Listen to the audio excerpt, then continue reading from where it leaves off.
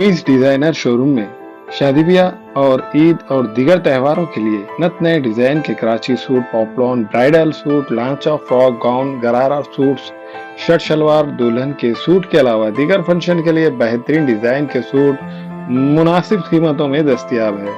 बरकत complex road, Baba petrol pump के करीब, queens designer suit and emporium, Nanded. अस्सलाम वालेकुम नाजरीन, नांदेड़ दो न्यूज में आपका इस्तकबाल है। चलिए जानते हैं आज की खबर। आज पूरे महाराष्ट्र के जितने भी ज़िले हैं उन ज़िलों के जितने भी हमारे मजलिस इत्तेहाद मुस्लिमीन के पदाधिकारी है, ऑफिस बेरर्स है, उन सबको यहाँ पर बुलाया गया था और एक रिव्यू लिया गया है कि कौन कौन से डिस्ट्रिक्ट के अंदर कहाँ पे कैसी पोजीशन है।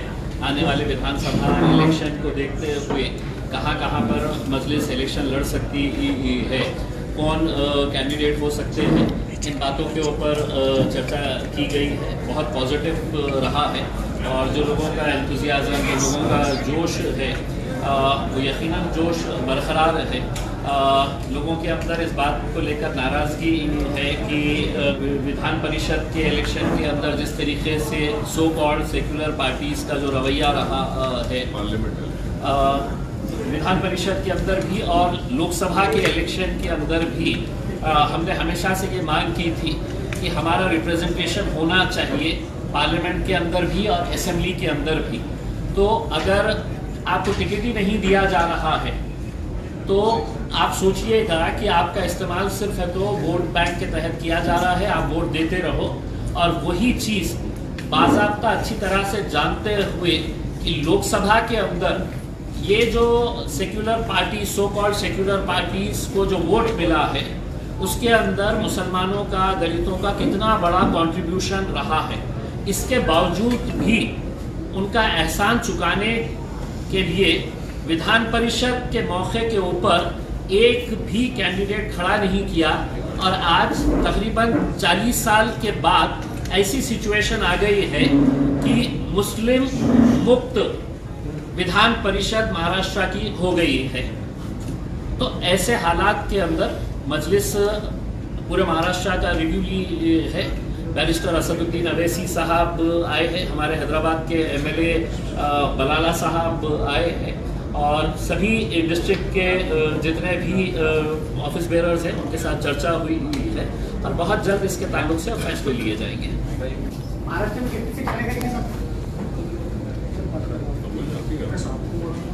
देखिए, अभी आज के दिन हमने एक रिव्यू लिया है कि कहाँ कहाँ पे हम स्ट्रॉन्ग हो सकते हैं, कहाँ कहाँ पर। तो नंबर्स तो मैं नहीं बता सकूँगा, लेकिन यकीनन हम काफ़ी अच्छी जगहों के ऊपर इलेक्शन लड़ेंगे और बहुत मजबूती के साथ लड़ेंगे। एकटे लढणार की कोणाला सोबत घेणार? देखिए, आज की पोजीशन के अंदर तो हम अकेले हैं। अगर कहीं पर कोई अलायंस की अगर बात होती है, कहीं से कुछ चर्चा शुरू होती है तो उसको पार्टी के अध्यक्ष असदुद्दीन अवैसी साहब के साथ चर्चा करके उसके ताल्लुक से डिसीजन लिया जाएगा। लेकिन आज की पोजीशन के अंदर ऐसा किसी के साथ कोई बातचीत चालू नहीं है। कुछ दिन पहले मनोज जरांगे जी ने कहा था कि महाराष्ट्र में मुस्लिम, दलित और बाकी जो पिछड़े वर्ग है उनको साथ लेकर महाराष्ट्र के आने वाले चुनाव वो लड़ने वाले हैं। तो एमआईएम इसके बारे में क्या सोचती है, क्या सोच है मनोज जरांगे जी के इस पर्याय के बारे में? ये सवाल का जो सवाल था ऐसा है ना कि मैं हमारे जरांगे साहब की बड़ी इज्जत करता हूँ और मैं उनको मुबारकबाद भी देता हूँ कि उनके इस आंदोलन की वजह से 8 मराठा एमपीज कामयाब हुए मराठवाड़ा में और महाराष्ट्र में एक भी मुसलमान एमपी नहीं है। महाराष्ट्र में ओबीसी समाज के एमपी जीत कर आए मगर एक भी मुसलमान एमपी नहीं जीता। तो ये भारत की जो हमारी जमहूरियत है, हम ये दावा करते कि हमारी जमहूरियत, हमारी लोकशाही जो है वो एक रिप्रेजेंटेटिव फॉर्म ऑफ डेमोक्रेसी है। अब रिप्रेजेंटेटिव फॉर्म ऑफ डेमोक्रेसी में आपका हर समाज का एमपी जीतकर जाता है महाराष्ट्र से और एक समाज का कोई एमपी नहीं जीतता है तो मुसलमान समाज का है।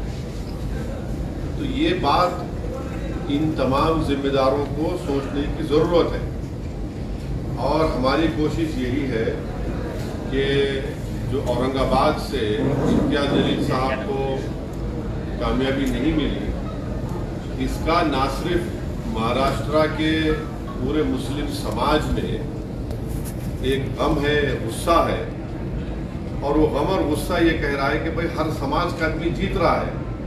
हमारा एक एमपी था मुस्लिम समाज का, उसको हराने के लिए सब मिलकर उसको हरा दिया। तो ये सच्चाई है और भारत की पार्लियामेंट में आज पहली मर्तबा ऐसा हुआ है कि अपर कास्ट और backward OBC other backward class का रिप्रेजेंटेशन बराबर हो चुका है भारत की पार्लियामेंट में।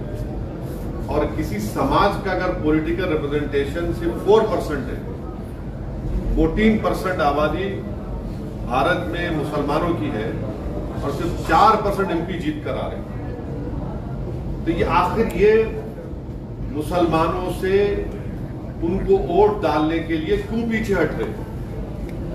मुसलमान तो झोली भर भर कर वोट डाला ना सबको। हम सब जब डाल रहे हैं वोट तो हमको क्यों नहीं वोट डालते?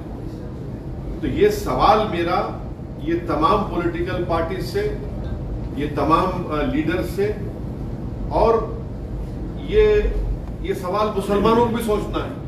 हम वोट डालने वाली मशीन तो नहीं है ना, हम तो एटीएम नहीं है कि तुम आओ और हमको दबा दो और हम डाल दीजिए वोट। तो ये आपके सवाल का जवाब ये है। जाएंगे या नहीं जाएंगे, सोच क्या है आपकी? सोच रहे हैं आप अगर उनकी तरफ से कोई प्रस्ताव आता है या आपकी तरफ से कोई अगर प्रस्ताव उनकी तरफ से कोई प्रस्ताव आता है तो आपको साथ लेके जाके बात करता हूँ मैं हमेशा जो है मैं जरांगे साहब, देखिए सुनिए एक मिनट, मैं जरांगे साहब को मुबारकबाद देता हूँ कि वो खड़े हुए अपने समाज के लिए, और उनके खड़े रहने की वजह से 8 मराठा एमपी को उन्होंने कामयाब कर दिया। बीड़ से उन्होंने पंकजा मुंडे को शिकस्त हो गई। तो ये उनकी कामयाबी है। ये मगर कामयाबी जहां उनकी हो रही है, जो मुस्लिम समाज की कामयाबी क्यों नहीं हो रही है? और ऐसा ही हमको लड़ना है मुस्लिम समाज को भी अपने राइट्स के लिए, और इंशाल्लाह हम वो कोशिश कर रहे हैं, करेंगे। दूसरी पार्टियां तो सिर्फ दूसरी पार्टीज तो सिर्फ मुस्लिम वोट को लेना चाहती है, कैंडिडेट नहीं दे सकते। तो इम्तियाज साहब ने सही कहा, आज आपके महाराष्ट्र काउंसिल में ना, काउंसिल में तो कोई नहीं है मुसलमान। तो ये महाराष्ट्र के 11% मुसलमानों के लिए बहुत ही तकलीफदेह बात है। अगर उनकी तरफ से कोई बातचीत होती है, हम बराबर बात करेंगे। वैसा हम अपने दरवाजे बंद नहीं करें। औरंगाबाद की सीट हमारे रिपोर्टर्स इम्तियाज जलील साहब को हराने में एमआईएम का काफी बड़ा हाथ है। हाँ, एमआईएम का हाथ है, एमआईएम का हाथ है, अच्छी बात है। तीसरा सवाल बोलिए। एमआईएम मुस्लिम रिजर्वेशन के लिए नेतृत्व करेगा क्या? एमआईएम मुस्लिम रिजर्वेशन के नहीं, हम तो चाह रहे कि मराठा समाज को रिजर्वेशन मिलना चाहिए, हम उसके खिलाफ नहीं। हम ये भी चाहेंगे कि मुसलमान महाराष्ट्र के जो मुसलमानों में जो बैकवर्ड कास्ट है, जिनको बॉम्बे हाई कोर्ट ने एजुकेशन में अलाउ किया, तो हम ये चाहेंगे कि उसको कंटिन्यू करें। उसको क्यों नहीं देते आप?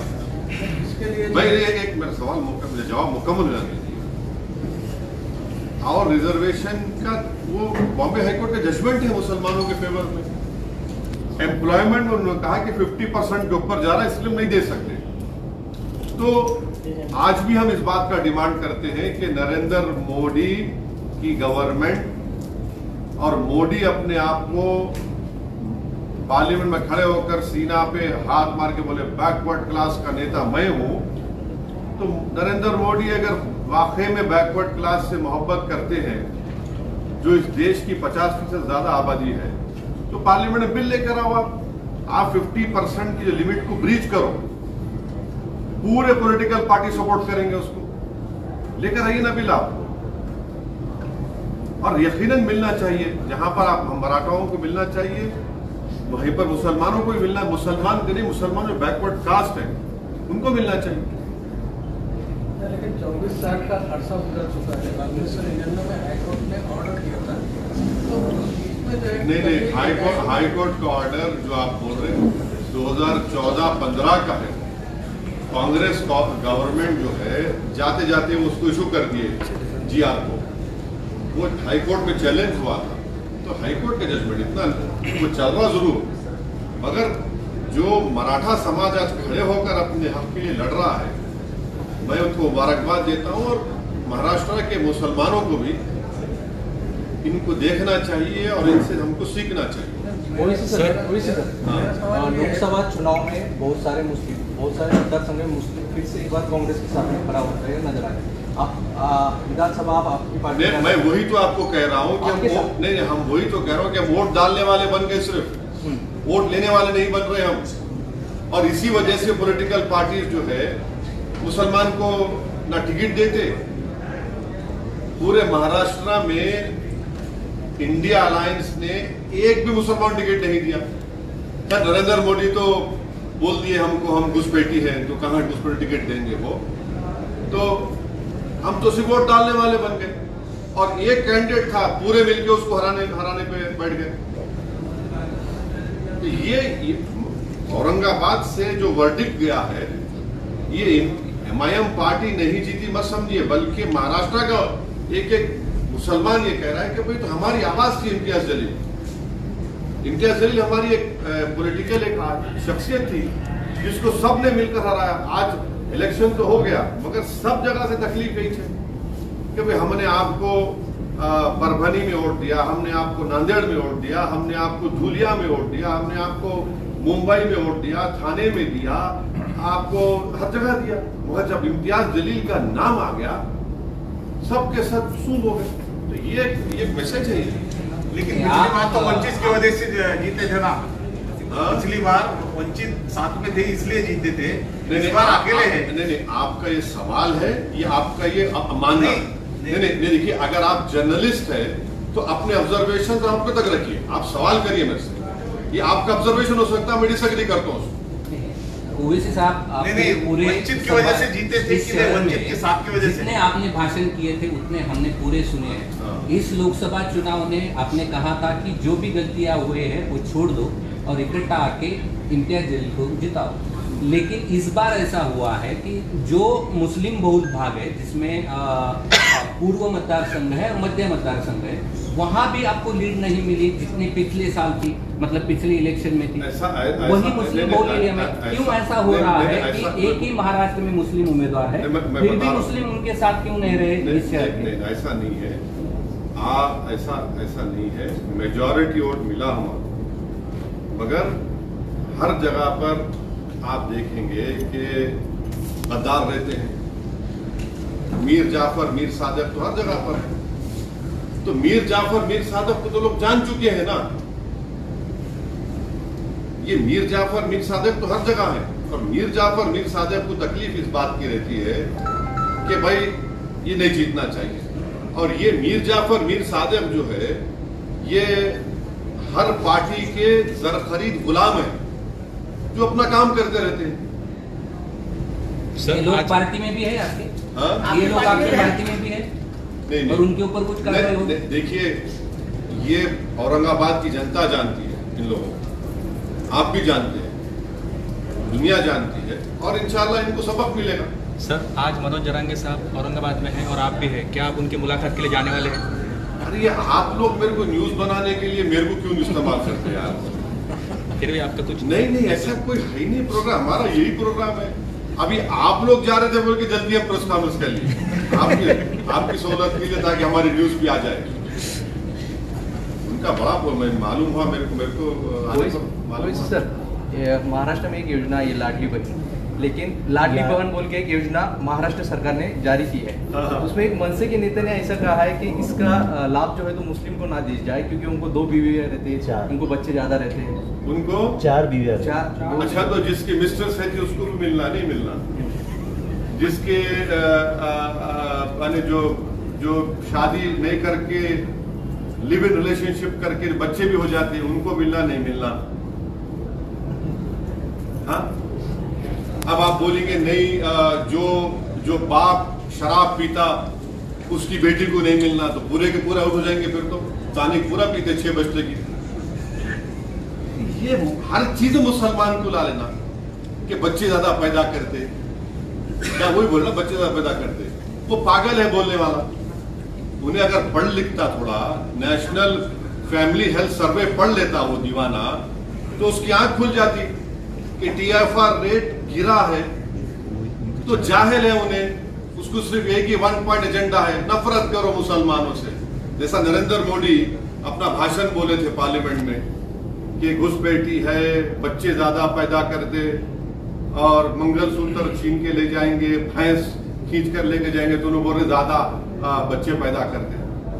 अरे प्यारे, तुम जिसके इशारों पर कठपुतली बने हुए हैं, नरेंद्र मोदी को भी 6 भाइयां हैं, अमित शाह को 6 बहनें हैं। अब उसका जिम्मेदार कौन है?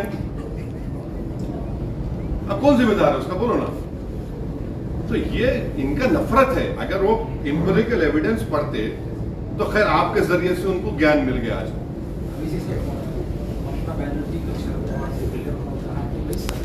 बहुमत मिलेगी सरकार, हाँ, अगर कल बहुमत करने के लिए वोटिंग का वक्त आता है तो आपकी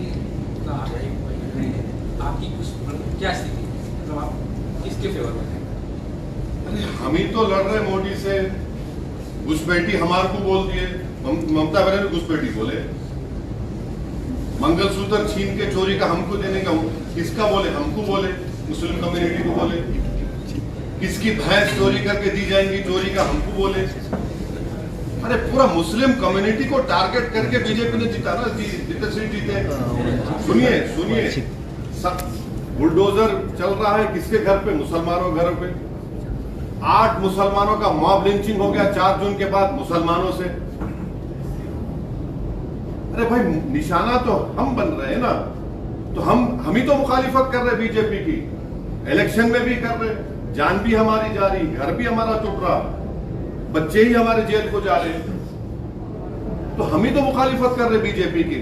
ऑनेस्टली अगर देखा जाए, जो CSDS का डेटा है, वो डेटा ये बताता है कि मुसलमान जो वोट बीजेपी को दिए थे 2014, 19 और 24 में, मोर और less it was the same. दूसरी कम्युनिटीज का बड़ा थोड़ा कम हुआ। और असदुद्दीन ओवैसी, इम्तियाज जलील जब MP थे हम दोनों, तो 2019 जुलाई में UAPA का अमेंडमेंट लाया गया था, उसकी तो मुखालिफत हम करे थे। कांग्रेस पार्टी साथ थी ना उसका। आप लोग क्यों नहीं आप लोग ये पूछते नहीं उन लोगों से? आपको पूछना चाहिए कांग्रेस पार्टी से, NCP से पूछना चाहिए कि आपने UAPA क्यों सपोर्ट किया, जिसकी वजह से स्टैन स्वामी, जहां एक 85 year old बूढ़ा मर गया जेल में, भीमा कोरेगांव के लोग जेल में रहे, बच्चे जेल में आज भी। हम ही तो अपोज कर रहे, पार्लियामेंट में हम लोग हमेशा अपोज करें, और अगर कल ऐसा जरूरत पड़ेगी यकीनन हम बीजेपी के खिलाफ वोट देंगे। मगर हर चीज पे टारगेट तो हम है ना, नुकसान तो हमारा हो रहा। हमारी पार्लियामेंट में हमारी मेंबरशिप रिप्रेजेंटेशन 4% है, अपर कास्ट का OBC का बराबर हो गया। जेलों में सबसे ज्यादा मुसलमान, दलित, आदिवासी है। घर सबसे ज्यादा बुलडोजर पे तोड़े जा रहे हमारे मुसलमानों के। लव जिहाद हमारे पे इल्जाम। तो हर चीज का हम पे सवाल भी हमसे होता है। मर्रो मैं और मेरे को बोलेंगे तुम उनका साथ देंगे नहीं देंगे। अरे भाई, आपकी तो सवाल कम से कम हकायक को देखकर तो करो ना। नहीं, आप मैं बोल दिया नहीं, मैंने आपको सवाल का जवाब दे दिया। अगर ये आप ये नहीं कि पूछते कि भाई इम्तियाज जलील क्यों आ रहा है, आप लोग इम्तियाज जलील क्यों आ रहा है, ये पूछना चाहिए लोगों को। ये एक MP था मुस्लिम, आप हराए उसको। सर, आपके 25 नगर से आपने तो 288 सीटें हैं सिर्फ आप कितने सीटें देते? क्या सब महाविकास आघाड़ी की कितने सीट गिराने का महाविकास आघाड़ी की सीट कितने गिराना है, क्या प्लान है आपका? पूरे 48 लोकसभा सीट में एक मर्द खड़ा हुआ था जिसका नाम इम्तियाज जलील था, पूरे मिलके उसको हराने पे लगे। साहब, हाँ, एक मिनट ठहरिए।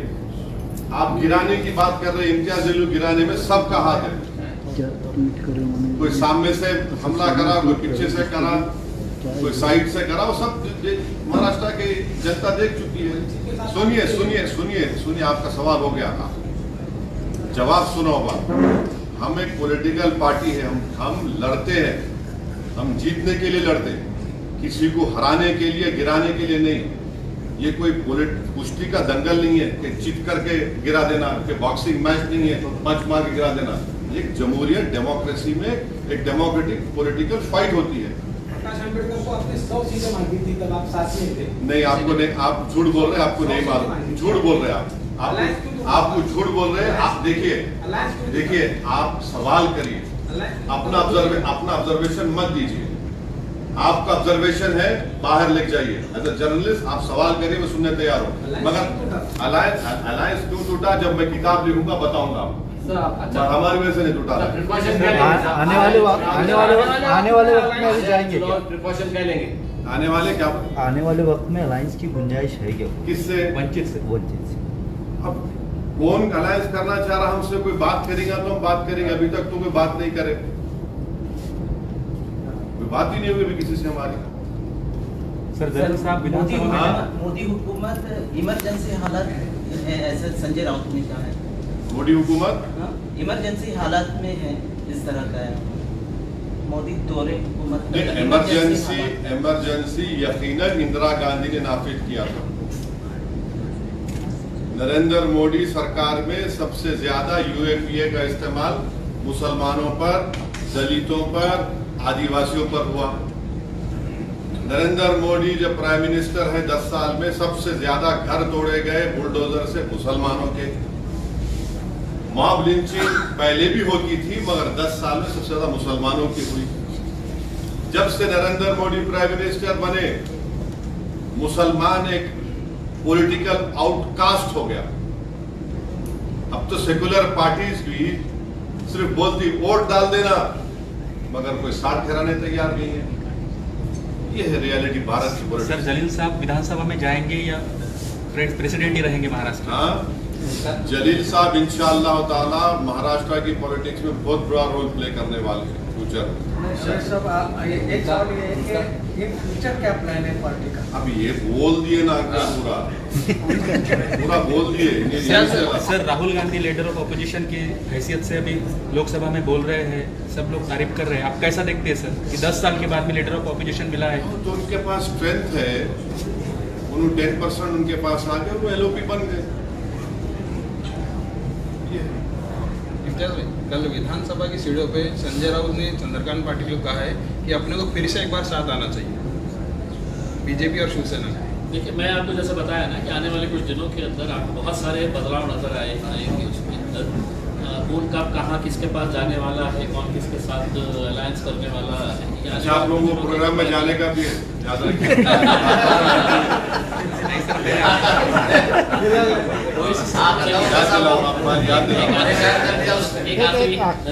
लोकसभा चुनाव के बाद आप पहली बार रेस ले रहे हैं जब यहाँ पे, तो ये जो महायुति को जो फटका बैठा है अजित पवार साथ में जाने के लिए, महायुति के साथ अजित पवार साथ में गए, इसीलिए महायुति की सीट लोकसभा में अच्छे खासे गिरे। तो आप कैसे देखते हैं ये महायुति सरकार को विधानसभा के नजर से? देखिए, उसमें मैं कैसा बोलूं किसी और पार्टी के बारे में। मैं तो मेरा गम बयान कर रहा हूँ, मैं तो मेरी तकलीफ आपको बयान कर रहा हूँ। मैं तो बयान कर रहा हूँ कि किस तरह से मेरे जो ख्वाब थे, मेरी जो उम्मीदें थी, उसको सब मिलकर तोड़ने की कोशिश करें। सर ऐसा कहा मेरा मैं कोई मेरा गम भी तो समझे, कोई मेरे ख्वाबों को भी तो कोई देखे, कोई मेरे वजूद को तो माने। अब मैं कब तक दूसरों के बारे में बात करूं? कब तक? 50 साल हो गए, 18 लोकसभा के इलेक्शन हो गए, मैं कब तक उनके ख्वाबों को पूरा करूंगा? मैं कब तक अपने आप को खत्म करके अपने उनके महलों को तामीर की इजाजत दूंगा? मैं कब तक अपनी उम्मीदों को और अपने ख्वाहिशात को दबा दूंगा किसी और की खुशी के लिए? ये तो इंसाफ नहीं है ना, ये तो इंसाफ नहीं है। सर दिल्ली की पॉलिटिक्स क्या बोलती है? मोदी सरकार 5 साल चलेंगी या गिर जाएगी? हाँ, सरकार गिर जाएंगे। देश की पॉलिटिक्स, दिल्ली की पॉलिटिक्स क्या कहती है सर? कि एक बात सुनिए, ये जब से वो प्राइम मिनिस्टर बने 4 जून से, मैं आपको बोला कि इतने 10 से ज्यादा मुसलमानों का मॉब लिंचिंग हो गया। मध्य प्रदेश में, यूपी में कई जगह पर घरों को तोड़ दिया गया। बल्कि आप ही के बिरादरी के मीडिया के लोगों ने एक मॉब लिंचिंग को रिपोर्ट किया तो ये नया कानून के तहत उन पे केस बुक कर दिए। तो अब फ्यूचर में क्या होता है मेरे को नहीं मालूम। मैं तो कोई जोशी नहीं हूं। मैं अपनी हथेली को देखकर तो बोल नहीं सकता, ना मैं आसमान के तारों को देखकर बोल सकता। मैं जरूर ये बोल सकता हूं कि सबसे ज्यादा तकलीफ में अगर कोई आज है तो भारत के मुसलमान हैं। वो इस बात को समझ नहीं पा रहे हैं, और समझना भी चाहिए। वोट डालने वाले बन गए मगर उनको कोई जिताने वाले तैयार नहीं। पिछले 5 साल में अभी अधिवेशन में गए मरवा जाने का है ना, लोकसभा में नहीं पसंद आ गया। एक आखिरी सवाल अभी आप अधिवेशन में गए होंगे, अभी लोकसभा के अधिवेशन में पिछले 5 साल आपके साथ कोई तो भी बैठता था। अब जब आप गए तो वहाँ पे याद आया रिएक्शन? मैं यकीनन इम्तियाज जलील मेरे को बहुत याद है। इम्तियाज जलील मैं जब वोट लिया तो मेरा वोट बड़ा फेमस हो गया पूरी दुनिया में। आप लोगों ने, आपका शुक्रिया, बहुत बहुत thank you very much. Imtiaz Jaleel मेरे को पैगाम भेजा है, असद भाई आप वोट लिए और बहुत अच्छा लिए। तो मैं उनको मैसेज करा, यार इम्तियाज तुम्हारी कमी बड़ी महसूस हो रही। यकीनन मेरे को कमी महसूस हो रही। हम 2 थे भाई, मगर पूरों पे भारी थे हम लोग। मगर ठीक है, अल्लाह का जो फैसला है, मैं अकेला हूँ तो लड़ेंगे, कोशिश करेंगे। मैं पहले भी 15 साल अकेले था और अपनी जितनी मेरे से कोशिश हो सकती है इंशाल्लाह मैं कोशिश करूँगा, अपनी बात को रखूँगा। मगर सवाल ये है कि नुकसान किसका हो रहा है, किस कम्युनिटी का नुकसान हो रहा है, किस समाज को आप पॉलिटिकल रिप्रेजेंटेशन उनका रोक रहे हैं। इतना बड़ा प्रदेश है ये, भारत का दूसरा बड़ा प्रदेश है, फाइनेंशियल कैपिटल पूरा देश का इस प्रदेश में है, और वहां से आपका एक मुसलमान एमपी नहीं है। कौन सा सेकुलरिज्म के तुम बाजे बजा रहे हैं? कौन सा मॉरल विक्ट्री ये लोग बोल रहे हैं? इनको तो आईने में अपना चेहरा देखकर बोलना चाहिए moral victory. What moral victory is this? ये मॉरल विक्ट्री नहीं है। This is victory of Hindutva, this is victory of majoritarianism. ये है सच्चाई। Global paramedical skill development centre में दाखिले जारी है। इस इंस्टीट्यूट में courses DMLT, dialysis technology, GNMA, OT assistant, sanitary inspector का। महाराष्ट्र पैरामेडिकल काउंसिल का रजिस्ट्रेशन की सहूलत 10 के बाद 2 साल डिप्लोमा करने पर BSc में दाखिला मिलेगा। इन कोर्सेज में दाखिले जल्द लेकर एक कामयाब मुस्तकबिल की सिमत कदम बढ़ाए। Global paramedical skill development centre, माल्टेगरी रोड, उबैद रेसिडेंसी, नांदेड़। अस्सलाम वालेकुम, मैं इमरान खान। हमें उम्मीद है कि आपको हमारा चैनल अच्छा लगता होगा। लेटेस्ट न्यूज़ के लिए देखते रहिए नांदेड़ उर्दू न्यूज़, और न्यूज़ के पसंद आने पर लाइक, शेयर और सब्सक्राइब करना ना भूलें।